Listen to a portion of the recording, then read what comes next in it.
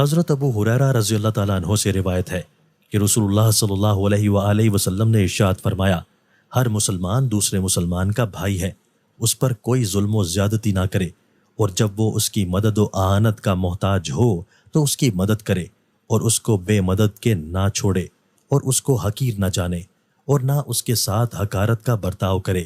کیا خبر کہ اس کے دل میں تقویٰ ہو، جس کی وجہ سے وہ اللہ کے نزدیک مکرم اور محترم ہو۔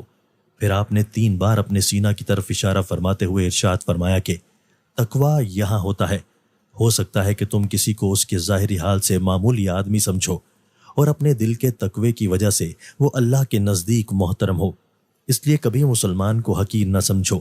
آدمی کے برا ہونے کے لیے اتنا ہی کافی ہے کہ وہ اپنے مسلمان بھائی کو حقیر سمجھے اور اس کے ساتھ حقارت سے پیش آئے۔ مسلمان کی ہر چیز دوسرے مسلمان کے لیے قابل احترام ہے، اس کا خون، اس کا مال اور اس کی آبرو۔ اس لیے ناحق اس کا خون گرانا، اس کا مال لینا اور اس کی آبرو ریزی کرنا، یہ سب حرام ہے۔